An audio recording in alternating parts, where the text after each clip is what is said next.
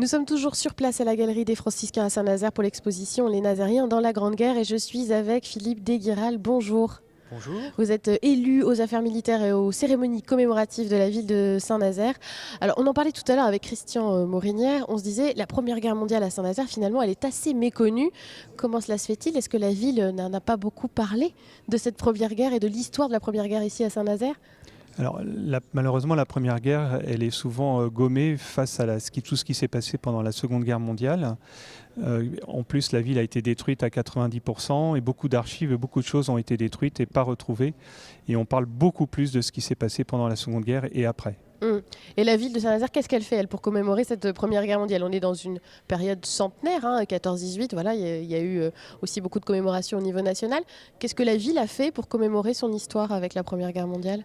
Alors, par rapport à la Première Guerre mondiale, elle attache beaucoup d'importance justement aux commémorations du 11 novembre depuis 2 ans. Qui va arriver bientôt. Voilà, et donc on a la 3e qui va arriver en fin de semaine. On rappelle tous les soldats morts nazériens 100 ans auparavant. On invite beaucoup d'enfants, des enseignants. La population est vraiment invitée à participer à cette commémoration. Et puis, bien entendu, elle travaille avec les associations pour essayer d'écrire des choses parce qu'on n'a pas beaucoup de documents, on n'a pas eu de livres qui répertorient vraiment cette histoire. Alors justement, vous avez participé aussi à cette exposition avec la ville et avec les archives municipales. Il y a déjà eu des collectes aussi qui ont permis de rassembler pas mal de documents. Oui, des collectes qui sont proposées au niveau national, il y en a même eu 2 consécutives, et avec un nombre incroyable de documents que des Nazériens ou des gens du territoire nous ont rapportés. Ça va des simples livrets militaires à des objets vraiment très très importants, des cartes qui ont été trouées par des balles, des choses très très très attachantes, des photos formidables. Vous étiez impressionné de la quantité d'objets que vous avez pu collecter.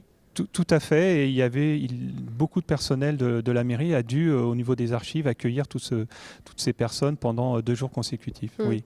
Donc les archives ont participé évidemment pour certaines pièces ici dans cette exposition. Et puis là, on va quand même dire un mot. On se trouve devant un monument que les Nazériens et même les autres vont sans doute reconnaître qui existe encore aujourd'hui. Bien entendu. Enfin, il existe parce qu'il a été reconstruit, C'est ça. mais c'était bien le monument dédié aux Américains. Et justement, beaucoup de personnes croient que c'est par rapport à la Seconde Guerre mondiale. Mais non, c'est bien par On va rapport pouvoir rectifier là, justement. Voilà, par rapport à la Première Guerre mondiale, l'aide des Américains, l'arrivée des Américains en juin 1917. Monument qui a été détruit bien sûr par les Allemands, par les nazis au moment de la Seconde Guerre mondiale, mais ça permet donc aux Nazériens de l'approcher beaucoup plus puisque c'est une maquette à l'identique. Oui. Et juste à côté aussi, donc il y a des morceaux du monument originel. Exactement, celui qui a été détruit, et des gens qui d'ailleurs sont très émus aujourd'hui, qui étaient vivants à cette époque-là pendant la Seconde Guerre mondiale, qui ont vu cette destruction et qui ont emporté vraiment aux grandes dames des nazis, qui ont emporté des éléments de ce monument et qui les ont enterrés dans leur propre jardin. On a dit juin 1917 pour ce débarquement des Américains à Saint-Nazaire. On n'est pas très loin de 2017. Il va y avoir quelque chose de particulier pour commémorer justement ce débarquement des Américains qui reste l'épisode le plus connu de la Première Guerre mondiale à Saint-Nazaire.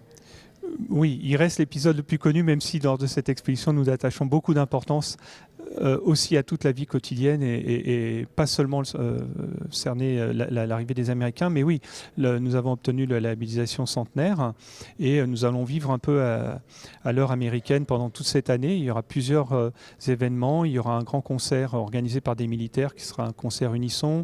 Il y aura tous les événements nazériens annuels vont être à l'heure américaine.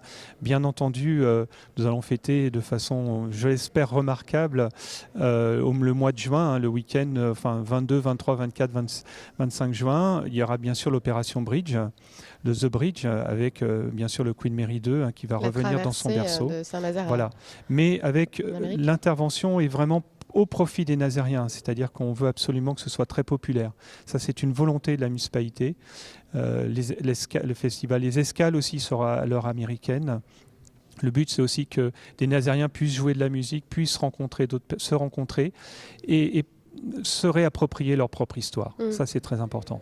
Alors, un mot aussi, on disait tout à l'heure avec Christian Morinière qu'il n'y a pas un monument aux morts qui fait la liste de tous les Nazériens morts pour la France, ce qui a été réparé un petit peu avec cette exposition, le travail qui a été fait par les associations de collecte de ces noms-là.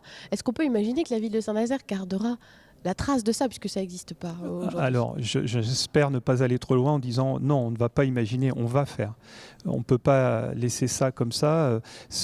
La plaque que vous avez, là, qui a été faite exclusivement pour cette exposition, il faut absolument qu'elle soit dans un autre lieu. Et je l'espère, il y aura autre chose, puisque nous avons un monument aux morts, mais bien, qui avait été détruit pendant la Seconde Guerre mondiale. Donc nous n'avons pas la liste de tous les soldats nazariens morts. Et je pense qu'il sera... Nous allons certainement faire quelque chose à ce niveau-là à Saint-Nazaire. Bon, on prend rendez-vous alors. Tout à fait. Merci beaucoup Philippe Desguiral. Et on rappelle quand même que cette exposition est visible jusqu'au 27 novembre ici à la Galerie des Franciscains. C'est ouvert tous les jours de 11h à 19h et l'entrée est libre. N'hésitez pas à venir y faire un tour. Merci de nous avoir suivis. À très bientôt.